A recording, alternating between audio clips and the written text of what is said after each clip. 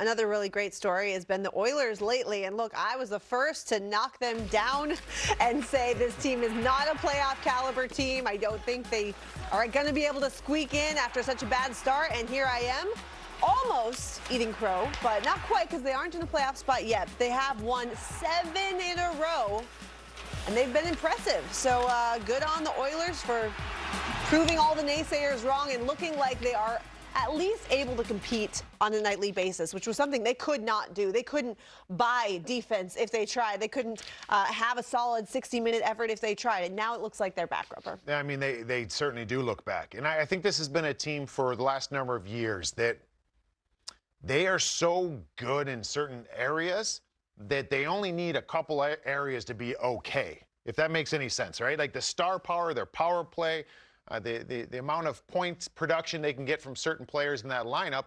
You don't need to have a great or phenomenal off-the-chart penalty kill. You don't have to have great depth scoring. You don't have to have lights-out goaltending. If you get any of those at a mediocre level, it's enough for this team to win consistently. And you had the game. Like you said, that you were really shocked how they played defensively. I really was. I mean, going into this game, you expect with all the talent on both sides, the Devils, that is, and the Edmonton Oilers, everybody's saying this is going to be a 6-4 type of hockey game. Yeah. Plenty of goals scored. And through about 36 minutes, it was 1-0 Edmonton.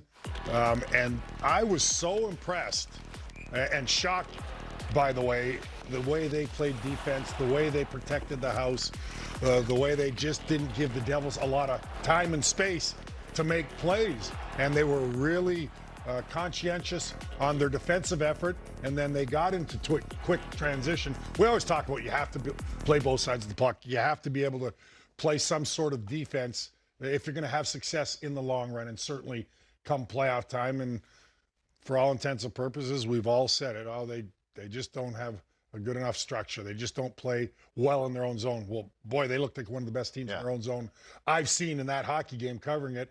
And let's not forget, I mean, Jamie, you say they need adequate or average goaltending. Well, they were not getting that. And now all of a sudden, Knoblauch, give him a lot of credit. Obviously, he's implemented something, got these guys buying in. We have to play defense. But their goaltenders are playing well right now. They're making big, timely saves.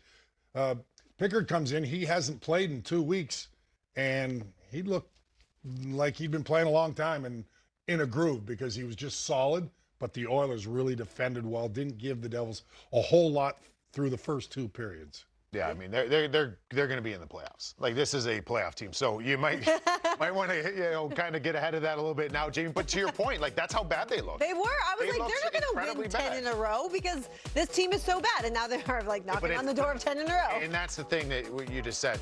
It is so hard to do that nowadays. Yeah. Right? Like, it's so difficult to go on runs like that, I feel like, because there's just not that much discrepancy as far as from team to team and night to night and all those different things. But if they can start under Knoblauch, figuring out dial it up in other areas, now they can sustain when their bread and butter is their goal scoring in their power play. And when that dips, they lose generally. Yeah.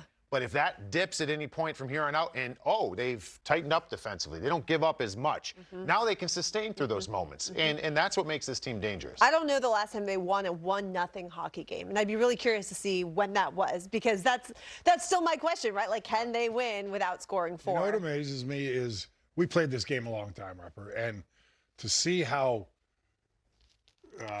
out of sorts they were the first 15, 20 games. Yeah. Fire their coach, and the coach certainly did a good job for them the previous couple of seasons. Coach wasn't the problem. I still maintain. Always on the coach. The coach can't make saves, obviously, and the goaltending I mentioned has gotten much better. But how you just turn it around immediately, and I do give Knoblauch some credit. I mean, he's obviously a very good young coach and had some great ideas coming in and got these guys to get their confidence again and believe in themselves. But boy, I was so impressed. Never mind the offense. We know they have that and the great power play. They just were stifling in their own end and got the puck up quickly, where at times last year, the years before, even when they were playoff teams and winning playoff rounds, and certainly this year, they looked like the Keystone Cops in their own zone. But they had the support all over the ice. That's not good. Right? Forwards coming back, pressure was outstanding.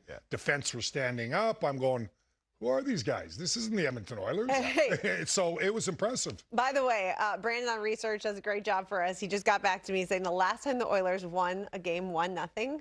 Any guesses? No. December 9th, 2018. Like, it's been a really long time. And guess who scored the only goal? Who? Connor McDavid. It was 1-0 for 36 minutes Right, in the game yesterday against the Devils. Game, and Dano. for the most part, like I said, it was a real good, well-played game defensively by both teams. Yeah. Goaltending. The Oilers executed on their special teams more than the Devils did, and the big difference why they won the hockey game. Well, last thing I want to say is, again, if we put the standings up one more time, the fact that they've won 7 in a row and are still however many points back we're about to see, like, it shows you again they have work to do. Look, they're just now at 500 at 12-12-1.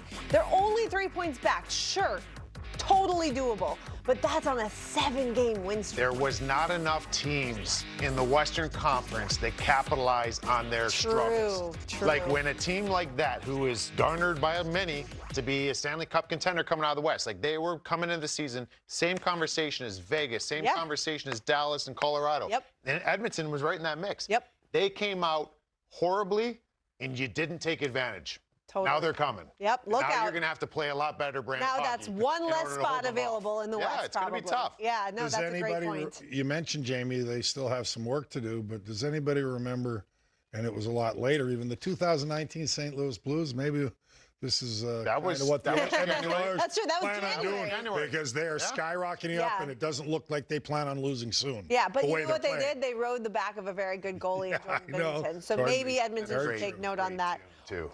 Yes, Gloria. Play Gloria.